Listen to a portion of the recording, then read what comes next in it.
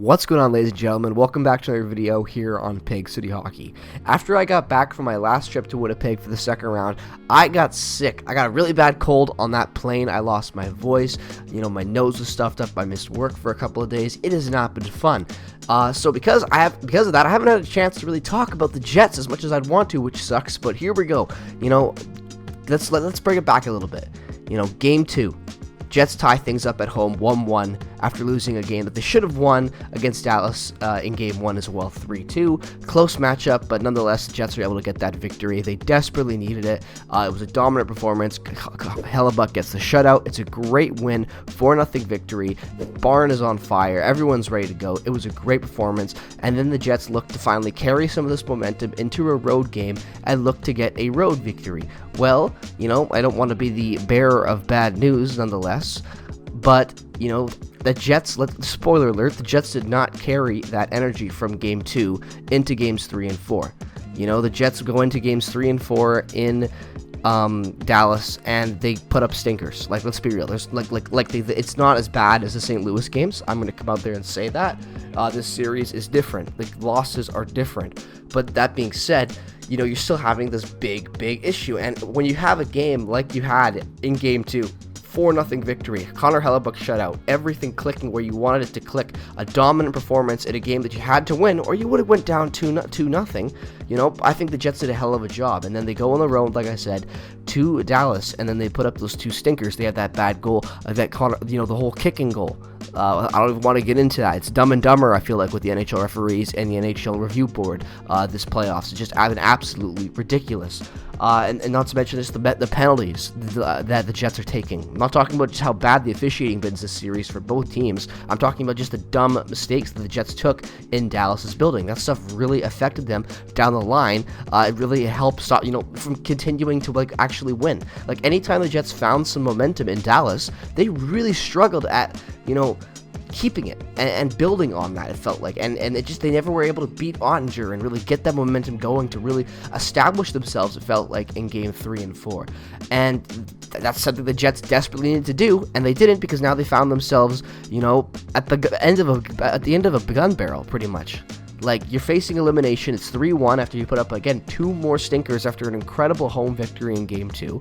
The team knows it. Hellebuck knows it. The Arneal knows it. The entire fan base knows it. So, what do you do at this point? And again, it's not like they played the worst hockey that they've ever played in those Dallas games. I know the scores were similar, high-scoring games, similar to what we saw against St. Louis in the first round. But, the Jets were in it. They really were, and they had a chance. But what it really came down to, more importantly, was the fact that they weren't able to really just build off that momentum, and Dallas was. Dallas got the goal call on the kicking goal. They got that when that went their way. You can call that a goal, you can not call that goal, it's your call, but at the end of the day, that goal went their way, and then they capitalized on the momentum and took control of that game. And now the Jets, like I said, find themselves at the end of the gun barrel, 3-1 at home. You have to win this hockey game. Your best players have to be the best they've been all playoffs long, outside of Game 7 in the first round. And you gotta go out and, face elimination and win some hockey games. And, thank God they were back in Winnipeg in the whiteout crowd, because they desperately needed that. And it worked. Mark Scheifele tonight, everyone was talking about him going into the game. It felt like everyone was trying to summon a Mark Scheifele, goal and an incredible performance from Mark Scheifele. They needed it from their leaders, from their best players, and that's exactly what they got. Mark Scheifele came into last night's game with Kyle Connor, Nikolai Ehlers, Connor Hellebuck as well, and they put up a hell of a performance. Actually, you know what? I'm going to take that last statement back. The entire team put up a hell of a performance. It's felt like in this playoffs there's been a lot of passengers at times in individual games. There haven't really been complete games where the entire team just looked like a solid unit, and that last night, in my opinion, was the best Jets playoff game of the entire season. I think it was even better than the Game 2 performance that saw an identical score to 4-0. I think that what you saw last night was a team not only pushed to the end of pushed to the brink of elimination, but was a team that was hungry, back at home, trying to settle things down and get control of the series. And, obviously they are not in control of the series scoreboard-wise. But at the end of the day, I think that when you look at what this team has been able to accomplish, when you look at the fact that you have a team that is hungry, that is still playing well, a President's Trophy team, we know what the Jets are able to do. We know it. We've seen it as fans. We believe the whole "we believe" sign. I'm gonna be a dead horse on that, but we've seen it all year long.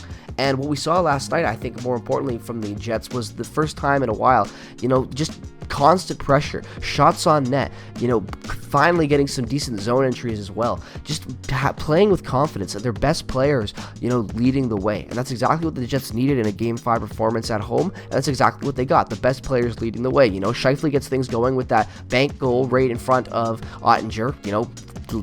Bad play there by the Dallas defenseman, but at the end of the day, putting in goals like that against a top-tier goalie like Ottinger, who had a first period like he did, that's how you're going to beat him. That's how you're going to win hockey games, Second goal as well, right up front, crashing the net right in the crease. This goal as well, screen in front, quick plays in front of the net, puck comes up quickly, Ehlers with the quick release. Like, those are the type of goals that the Jets needed to start really putting into the net, and that's what they did. And also, Jamie Benn is just a complete freaking loser.